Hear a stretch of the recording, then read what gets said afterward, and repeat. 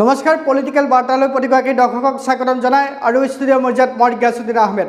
যেহেতু 2026 চনৰ নিৰ্বাচন অনুষ্ঠিত হ'ব অসম বিধানসভা নিৰ্বাচন, গতিকে অসম বিধানসভা নিৰ্বাচনক লৈ এতিয়া প্ৰতিটো ৰাজনৈতিক দলেই ৰণকৌশল তৈয়াৰ কৰিছে। প্ৰতিটো ৰাজনৈতিক দলে তেখেতসকলে সম্ভাৱ্য প্ৰাৰ্থীসকলৰ নাম যেহেতু বিশেষভাৱে সমষ্টি ভিত্তিত চৰ্চিত হৈছে, সেই অনুসৰি পলিটিক্যাল বাৰ্তাৰ তৰফৰ পৰাও আমি যিহেতু সমষ্টি ভিত্তিক চৰ্চিত হোৱা নামসমূহ আপোনালোকৰ আগত প্ৰকাশ কৰিব বিচাৰিছোঁ। সমষ্টি অনুযায়ী আমি প্ৰথমতে আপোনালোকক প্ৰথমতে সমষ্টিৰ বিষয়ে কোনকেইজন কংগ্ৰেছৰ প্ৰাৰ্থীয়ে টিকটৰ বাবে দাবীদাৰ, মন্দিয়া সমষ্টিটোক লৈ কোনকেইজন কংগ্ৰেছৰ প্ৰাৰ্থী টিকটৰ বাবে দাবীদাৰ, সেই সম্পৰ্কে আপোনালোকক জনাবৰ বাবে আমি প্ৰয়াস কৰিছোঁ। প্ৰথম সমষ্টিটোৱেই হৈছে মন্দিয়া সমষ্টি।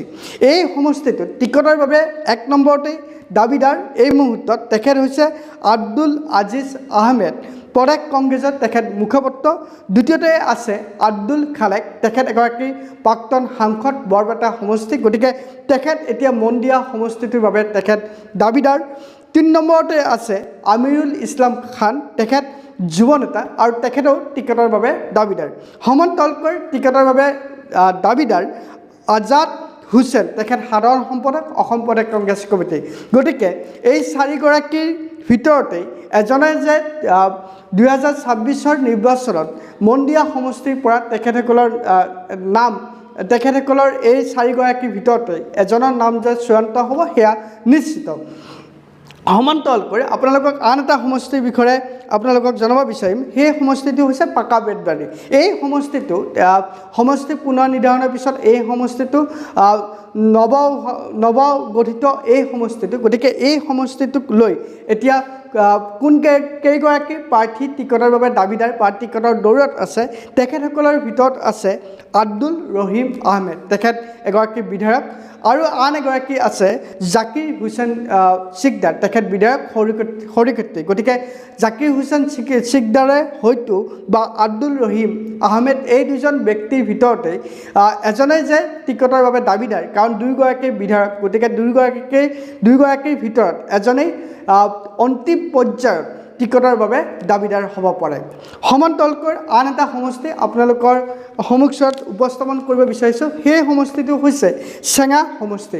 চেঙা সমষ্টিটোক লৈ কংগ্ৰেছৰ ভিতৰচোৱাত বিশেষভাৱে এই সমষ্টিটো চেঙা সমষ্টিটোৰ পৰা কোনকেইজন প্ৰাৰ্থীয়ে টিকটৰ বাবে দাবীদাৰ হৈছে, বিশেষকৈ এই সমষ্টিটোক লৈ ৰাইজৰ মাজত বিশেষভাৱে চৰ্চিত হৈছে। চৰ্চিত অনুসৰি চেঙা সমষ্টিটো হৈছে যিহেতু এই সমষ্টিটো সংখ্যালঘু সমষ্টি, গতিকে এই সমষ্টিটোত কোনকেইজন প্ৰাৰ্থীয়ে টিকটৰ বাবে দাবীদাৰ। প্ৰথমতেই টিকটৰ বাবে দাবীদাৰ হৈছে চলমান খান, তেখেত হৈছে অধ্যক্ষ, তেখেত সংখ্যালঘু বিভাগৰ।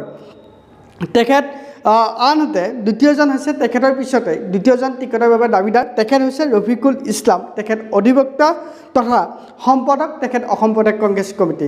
3 নম্বৰতে চেঙা সমষ্টিৰ পৰা টিকটৰ বাবে দাবীদাৰ তেখেত হৈছে ৰাজীৱ আহমেদ, তেখেত সমাজসেৱক আৰু চৰিত্ৰতে টিকটৰ বাবে দাবীদাৰ বা টিকটৰ বাবে তেখেতৰ নামটো বিশেষভাৱে চৰ্চিত হৈছে। তেখেত হৈছে আনোৱাৰ হুছেইন, সাধাৰণ সম্পাদক অসম প্ৰদেশ কংগ্ৰেছ কমিটি।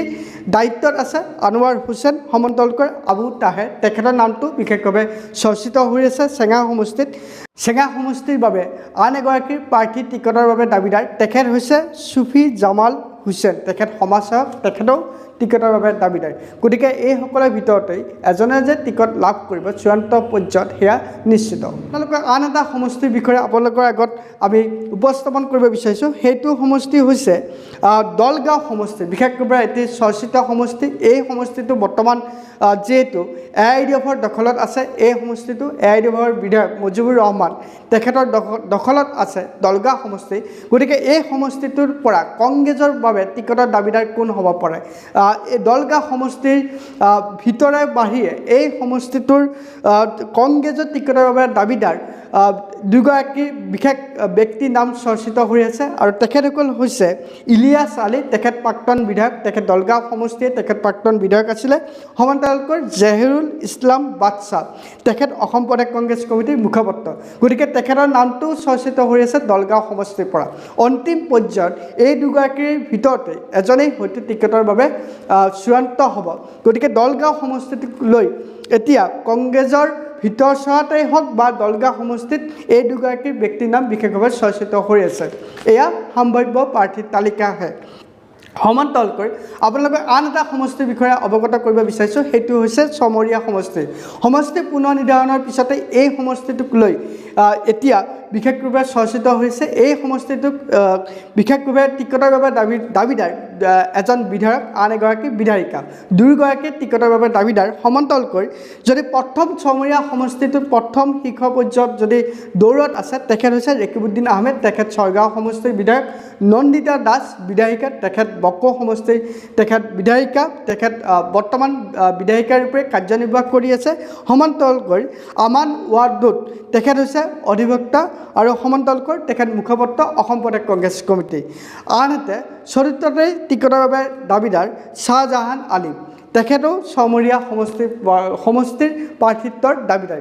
গতিকে এইকেইটা সমষ্টিৰ যি কেইগৰাকী সম্ভাৱ্য প্ৰাৰ্থীৰ নাম আপোনালোকৰ সন্মুখত উপস্থাপন কৰিলোঁ, এয়া এই সমষ্টিসমূহত তেখেতসকলৰ নাম চৰ্চিত হৈ আছে। তেখেতসকলে হয়তো 2026 টিকট লাভ কৰাটো তেখেতসকলে ভিতৰচৰতে টিকট লাভ কৰাটো চূড়ান্ত হ'ব। সেয়া সময়ত সেই দিশসমূহ পৰিস্ফুট হ'ব।